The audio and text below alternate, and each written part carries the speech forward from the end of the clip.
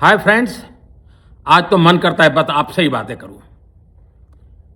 जंतर मंतर पर जो कुछ भी हुआ देश और दुनिया ने देखा है।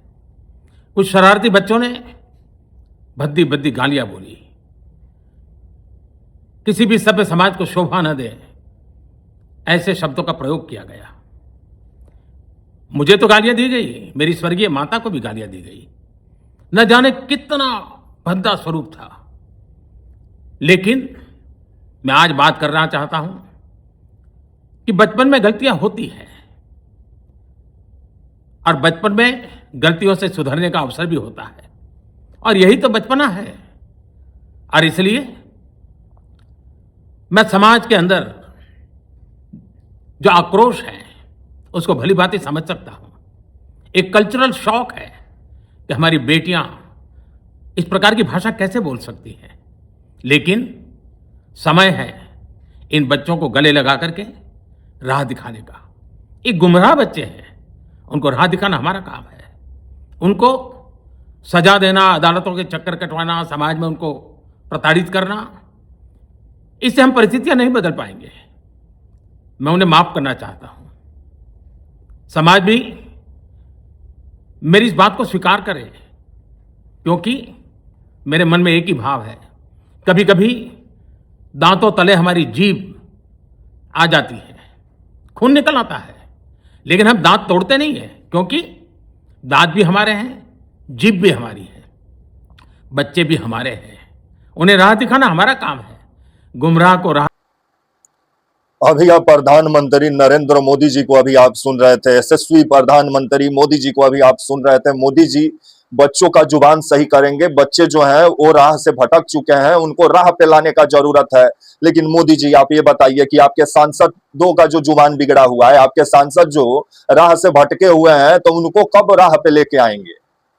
उस पर तो जवाब देना चाहिए। आप ही के सांसद है निशिकांत दुबे।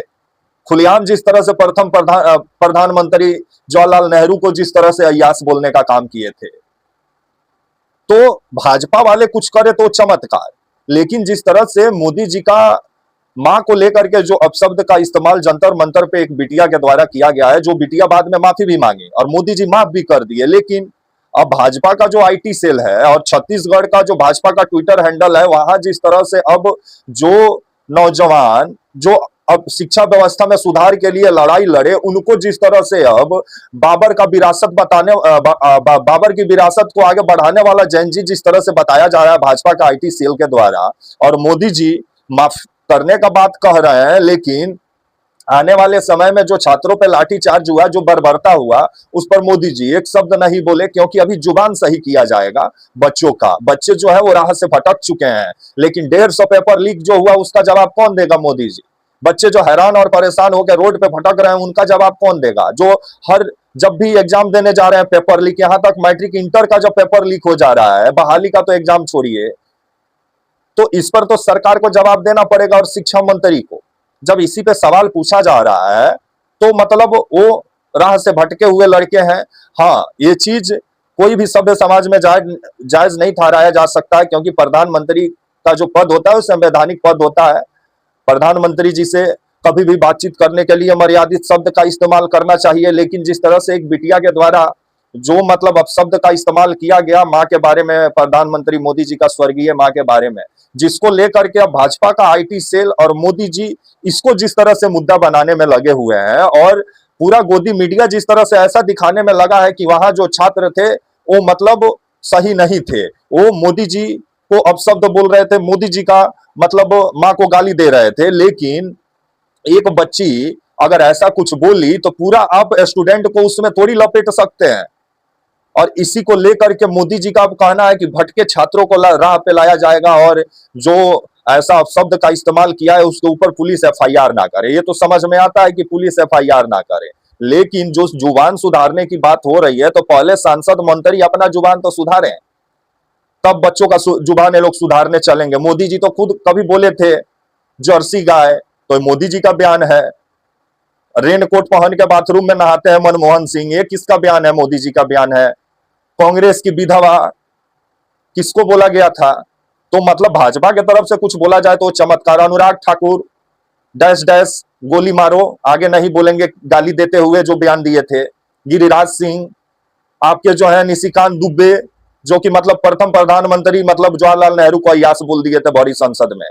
तो ये लोग कब माफी मांगेंगे मोदी जी? और इन लोग का जुबान जो बिगड़ा है, कब इन लोग का सही किया जाएगा और इन लोग को कब राह पे लाया जाएगा, जो आपके सांसद भटके हुए हैं? नमस्कार, मेरा नाम विश्वजीत और आप देख रहे हैं वाक फॉर इंडिया न्यूज। अभी जिस तरह से मुद्दा से भटकाया जा रहा है, जो छात्रों पे लाठी चार्ज हुआ, जो पायलट गन का इस्तेमाल हुआ, यहां तक आपका बिहार में AK-47 का भी इस्तेमाल हो गया, तो इसको लेकर के तो सवाल पूछा जाएगा अमित शाह से। और अमित शाह है कि वो सदन आ ही नहीं रहे हैं, और मोदी जी हैं कि इंस्टाग्राम पर रील बनाने में व्यस्त हैं, क्योंकि मोदी जी को गोदी मीडिया, रेडियो रवांडा पर से भी विश्वास उठ गया है। जो पहले मोदी जी आकाशवाणी पर मन की बात करते थे, अब मोदी जी को समझ में आ गया है कि एक तरफा संवाद से काम नहीं चलेगा, अब इंस्टाग्राम पे आना पड़ेगा।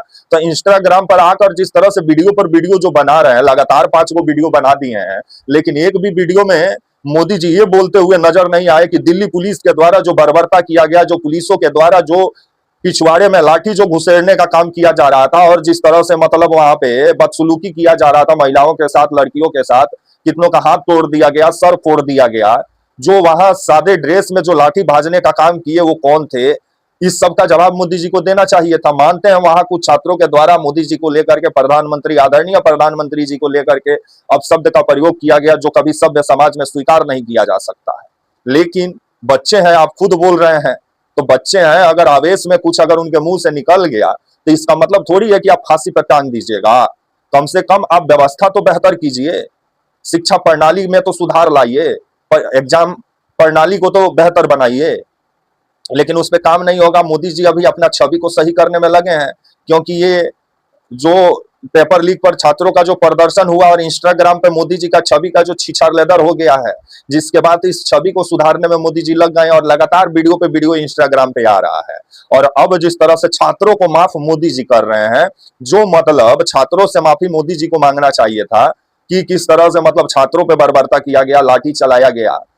मानते हैं कि पुलिस वालों पर भी पथराव हुआ, उन लोगों पे भी FIR दर्ज होना चाहिए कि जो लोग पुलिस वालों का सर फोड़ने का काम किए, लेकिन छात्रों पे जो बर्बरता पुलिस वाले किए, उनके ऊपर कब मुकदमा दर्ज होगा और उसको लेकर के अमित शाह कब माफी मांगेंगे, इसका जवाब तो मोदी जी दीजिए। और आपका जो एक ट्विटर हैंडल है छत्तीसगढ़ का, वो तो मतलब बाबर का विरासत को आगे बढ़ाने वाला मतलब आजकल का नौजवान को बता रहा है। तो पहले अपने नेताओं का जुबान सही कीजिए कि मतलब युवाओं में भी अब जिस तरह से मतलब दो फाड़ लोग करने में लगे हैं कि मतलब एक आपका जो है वो धर्म वाले युवा हैं और एक मतलब अधर्मी ये लोग बनाने में लगे हैं। लेकिन ये लोग कितना धार्मिक है वो तो नजरे आता है कि जो राम को लाए वही राम का चंदा लूट लिए।